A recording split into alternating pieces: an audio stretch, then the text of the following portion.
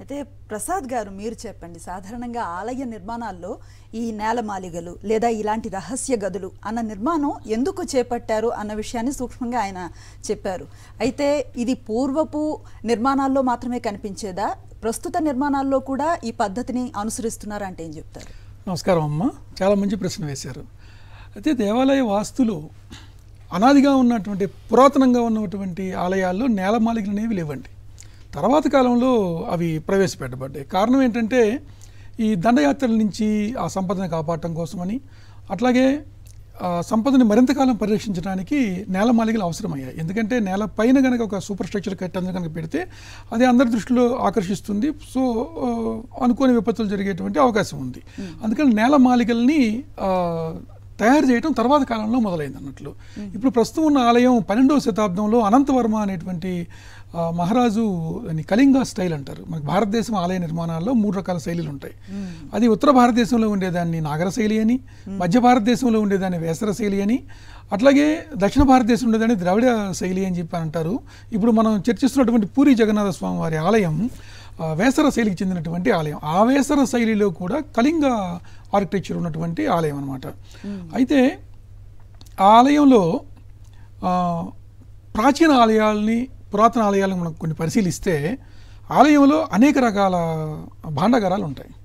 ఇప్పుడు ధాన్యాలని నిల్వ చేయడానికి ధాన్యాగారం అని, వస్త్రాగారం అని, వస్త్రాలు పరిరక్షించడానికి, భగవంతుడి యొక్క వస్త్రాలు పరిరక్షించడానికి వస్త్రాగారం అని, అట్లాగే చందనపార అని, అట్లాగే సవేరా అంటారు మనకి తిరుమలలో కూడా, అట్లాగే బొక్కసం అంటారు, అట్లాగే రత్న భాండాగారం అంటారు. ఇప్పుడు స్వామివారి పూరి జగన్నాథ స్వామివారి భాండాగారాన్ని శ్రీ భాండాగారం అని, రత్న భాండాగారం అని వ్యవహరిస్తారు. అందులో 3 రకాల గదులు ఉన్నాయండి. అందులో నిత్యార్చనకి, నిత్య కైంకర్యానికి అలంకరించేటువంటి ఆభరణాలన్నింటినీ పెట్టే ముందు గది అది ఎప్పుడు తెరిచే ఉంటుంది. ఎప్పుడు అంటే ఎప్పుడు కాదు, అర్చక స్వాములకి అనుకూలంగా ఉంటుంది. దాని తర్వాత ఉండే 2వ గదిలో విశేష ఉత్సవాలకి సమర్పించేటువంటి ఆభరణాదులన్నీ అందులో ఉంటాయి. ఆ గది తలుపులు ఈరోజు తెరిచారు.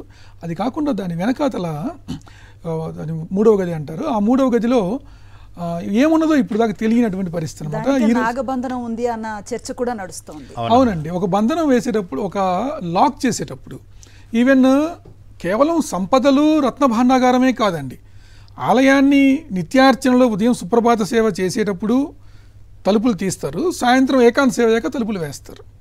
సాయంత్రం తలుపులు వేసేటప్పుడు కూడా అర్చక స్వామివారు కొన్ని అంటే యంత్రపరంగా మనం కనిపించేటువంటి ఫిజికల్ లాక్తో పాటుగా మంత్రశక్తిని కూడా అందులో ప్రవేశపెట్టి ఒక బంధనం వేస్తారు, కవాట బంధనం చేస్తారు.